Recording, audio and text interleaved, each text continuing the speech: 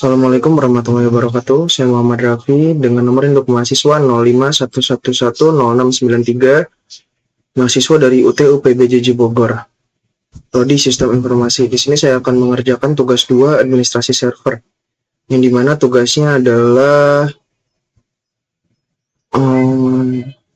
kita akan membuat NFS server ya. Yang pertama di sini saya perlu login ke servernya, lalu login sebagai root, lalu melakukan update. Oke, coba dulu login.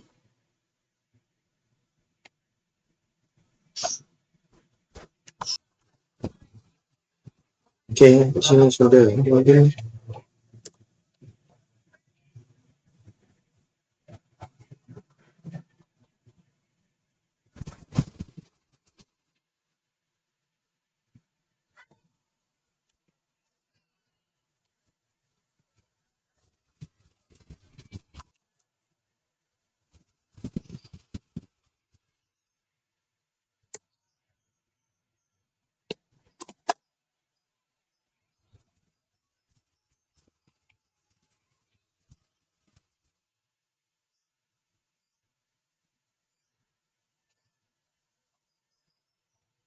Kita masuk ke terminal.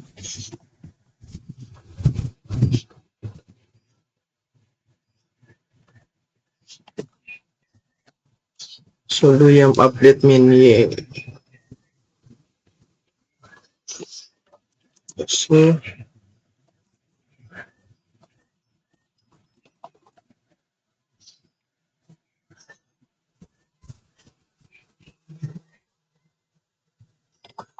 sudo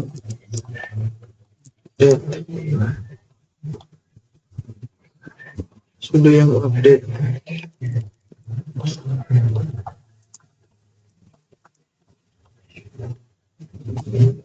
Oke, kita tunggu proses update-nya.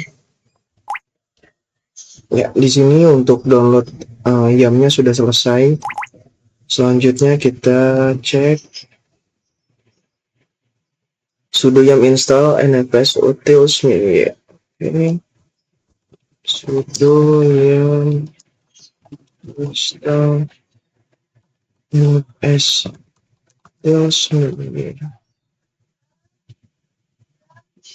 Sudo nfs sudo yam install nfs utils ini. Oke, sudah. Enter. Kita tunggu instalasinya.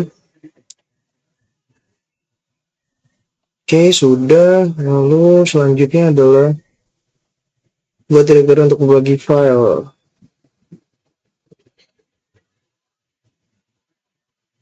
Sudo mkdir/data. Sudo mkdir/data. Oke, sudah dibuat. Lalu kita ganti sudo nfs nobody.nfs nobody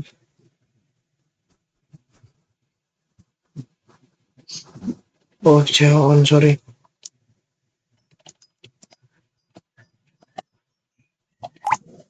Jadi data dulu deh. Sudo on nfs nobody nfs nobody data.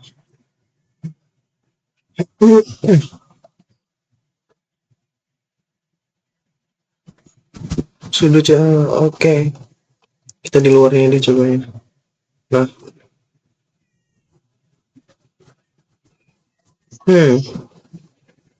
Error ya.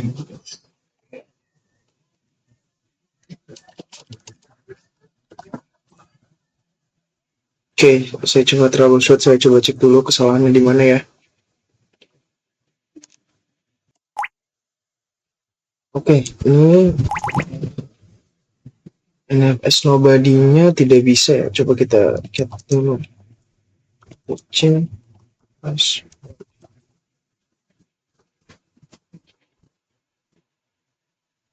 RPC. Hmm.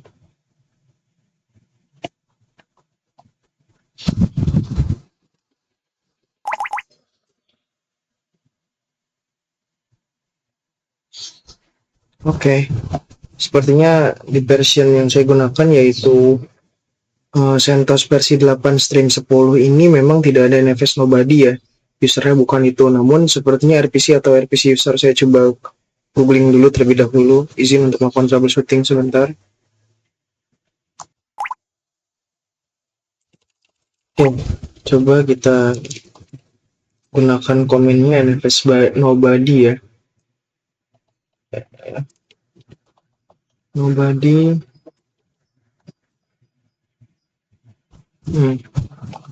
Masih juga fail ya.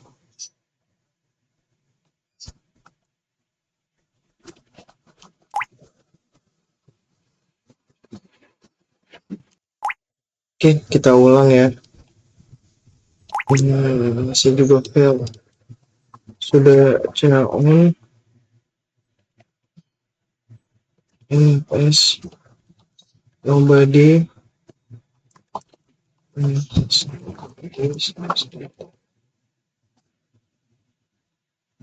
Invite user.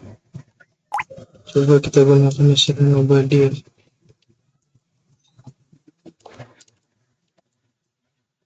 Oke, sudah bisa untuk mengganti rupanya di Linux CentOS version stream 10 yang saya gunakan itu tidak support jika saya menggunakan NFS Nobody. Sebagai gantinya adalah saya harus menggunakan komen nobody.nobody untuk mengganti usernya ke NFS. Coba kita lsminltr terlebih dahulu.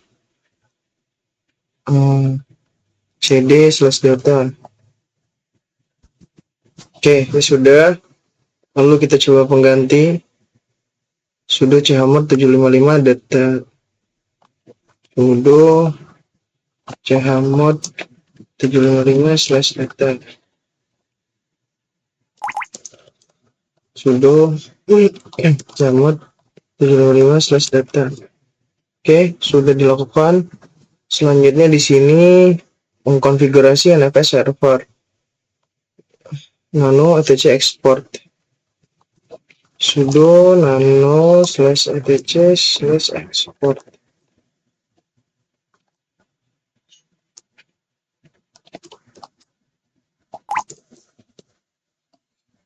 Coba kita keluar dulu ya.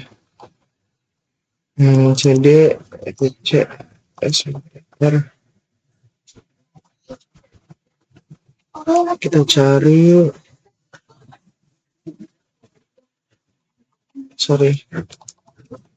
s cd exports ya.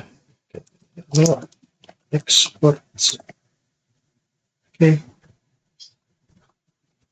Menggunakan baris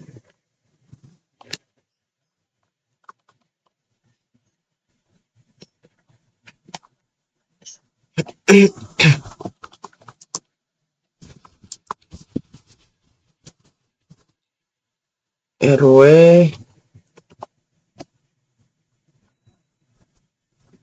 sing nurut sing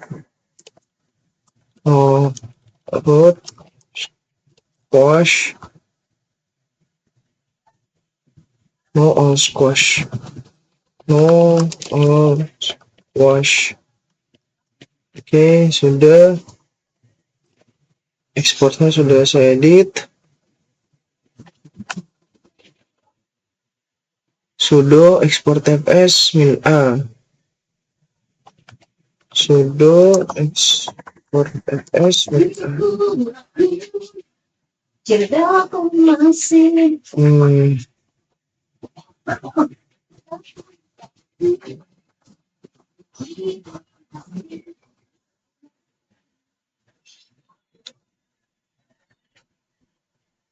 Sudah sistem CTL start. Sistem CTL start NFS server.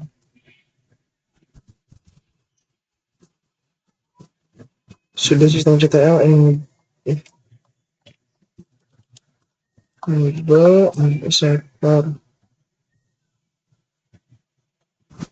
status.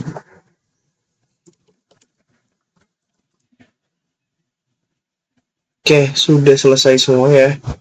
Sini sudah selesai semua.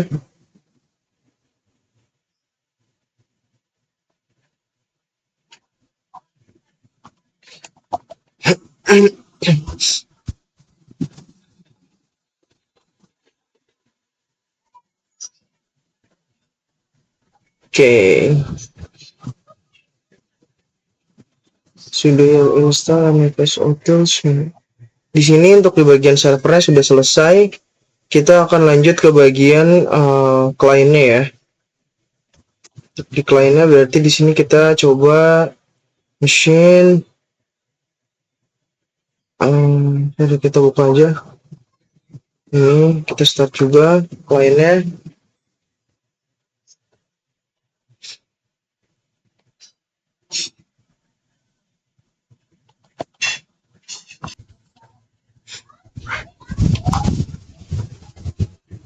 Oke, di sini sedang running di kliennya ya.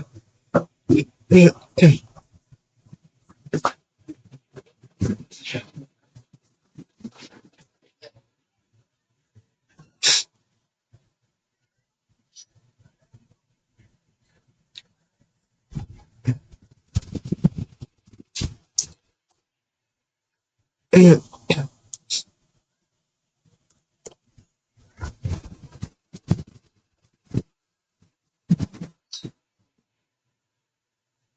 Kita buka terminal.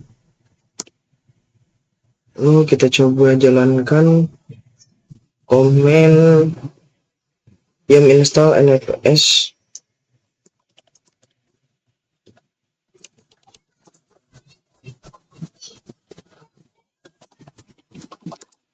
Yum install nfs. Kita tunggu instalasinya. Oke, sudah selesai instalasinya. Sini selanjutnya adalah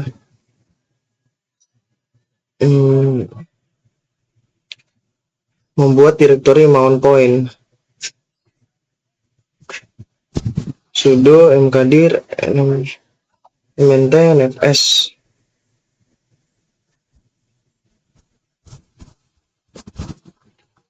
Sudo mkdir mnt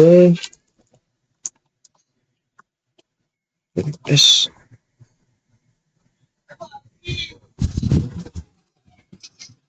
Oke. Lalu di sini melakukan mounting IP servernya ya. Oke.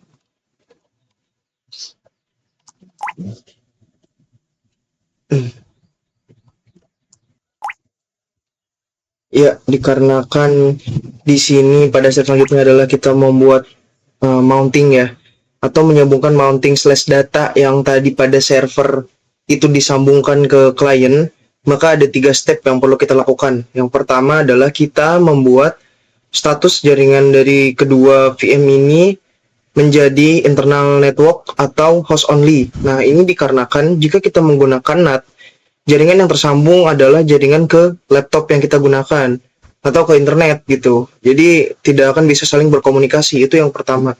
Yang kedua adalah kita perlu mematikan firewall di servernya, bukan di server kliennya. Nah, di servernya ini perlu dimatikan firewall. Kenapa? Karena jika firewallnya masih menyala, maka komunikasi antara server dan klien itu tidak akan bisa dilakukan karena terblokir oleh firewall. Sebenarnya bisa kita tetap menggunakan firewall, namun tetap bisa terkoneksi. Namun itu perlu melakukan yang namanya whitelist, yang dimana jika kita ingin menambahkan whitelist ini bakal lebih panjang lagi stepnya. Kita harus membuat file whitelistnya, kita harus masukkan IP-nya. Oke, itu yang kedua. Yang ketiga adalah kita harus tahu IP servernya, server NFS-nya, dan juga si klien yang akan mengakses NFS-nya. Maka dari itu kita akan melakukan ketiga step itu terlebih dahulu satu-satu. Oke, langsung saja di sini kita akan merubah terlebih dahulu ya pada settingan VirtualBox-nya, kita akan rubah kedua jaringan ini menjadi internal network. Oke, kita okekan saja. Ini juga kita ganti ke internal network.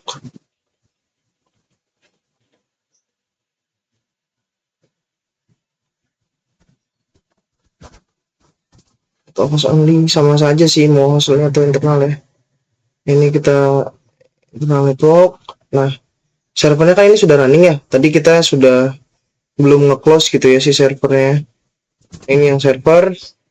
Oke, setelah buat seperti itu, kita melakukan disable terhadap firewallnya ya. Itu komennya sudo systemctl sudo systemctl stop firewall di. Oke, sudah di stop. Sudo systemctl disable firewall di.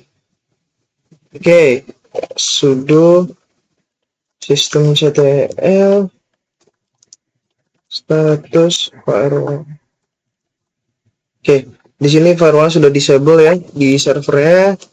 Kita clear, lalu kita IPA. Kita cek IP-nya di sini. Nah, IP itu biasanya ditandai dengan naming endpost ya. Endpost ini biasanya naming untuk servernya. Nah, di sini maka IP-nya adalah 127.0.0.1. Ini untuk yang si server. Lalu kita cek untuk yang si klien IP A. Oke, di sini sama ya rupanya.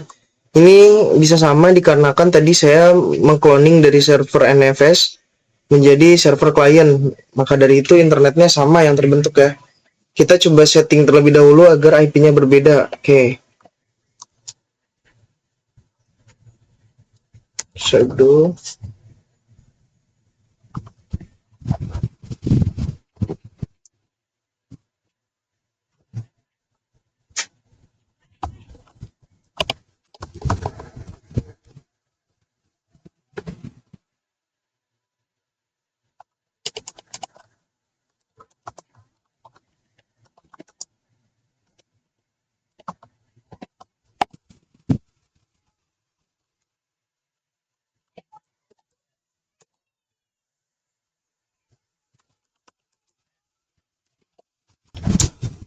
Oke, halo teman-teman. Di sini untuk melanjutkan praktikum kita agar bisa kita masuk atau melanjutkan ke bagian step ini. Nah, di sini kan tertera bahwa kita perlu memasukkan IP servernya ya. IP server yang sebenarnya ini. Nah, cara untuk mengetahuinya adalah yang pertama, dan cara untuk mengetahui dan cara agar kita bisa connect antara server NFS dengan kliennya itu yang pertama kita harus mematikan firewall dengan komen 2 ini. Firewall ini dimatikan di NFS servernya saja karena firewall ini dimatikan agar fungsinya si klien ini bisa terhubung dengan si servernya. Sebenarnya jika tidak dimatikan pun bisa, namun ada konfigurasi tambahan yaitu melakukan whitelist di firewallnya dan itu akan lumayan memakan waktu, akan keluar konteks dari tugas ini. Nah, maka dari itu kita simpelnya kita melakukan stop pada firewallnya, lalu kita disable. Nah, setelah ini jika teman-teman melakukan IPA itu tidak muncul IP-nya di pada server atau di klien, maka kita perlu menambahkan konfigurasi con ya. Ini sudah saya googling tadi, saya cari tahu terkait ini. Nah, konfigurasi con ini bisa dilihat di bagian paling atas di sini ya, teman-teman. Nah, ini adalah komen yang saya tambahkan. Ini dilakukan di server NFS dan juga di kliennya. Melakukan step-step ini ya. Nah, kita melakukan komen ini. nmcli con add type ethernet bla bla bla. Line keduanya nmcli con modify bla bla bla. Line ketiganya nmcli con up host only. Nah, jika teman-teman sudah menginstalasi con ini, CON atau IP host only ini, maka nanti akan muncul nih IP di server dan di kliennya itu berapa. Nah, nanti outputnya akan seperti ini teman-teman. Nah, bagian ini endpost 3 ini akan ada IP-nya. Jika teman-teman belum melakukan instalasi CON atau menambahkan konfigurasi tadi, maka IP ini tidak akan muncul, sehingga akan lumayan membingungkan ketika nanti teman-teman atau saya pribadi akan menambahkan mountingan ya dari klien ke servernya. Oke, jika sudah seperti ini kita lanjutkan praktikumnya. Kita lanjut ke part dimana kita harus melakukan mounting IP server ya, yang tadi slash data ke MNT NFS yang telah kita tambahkan di kliennya. Oke, kita langsung saja masuk. Di sini sudo mount IP servernya tadi untuk yang server NFS itu 192.168.56.101 spasi titik 2 ya, titik 2 slash data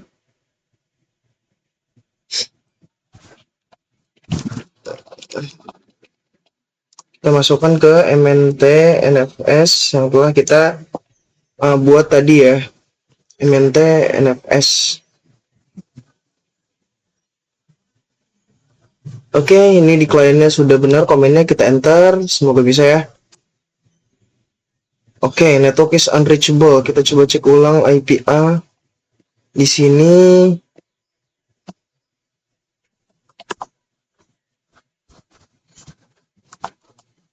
Oke, untuk ini nge-hang ternyata. Kita coba close dulu ya.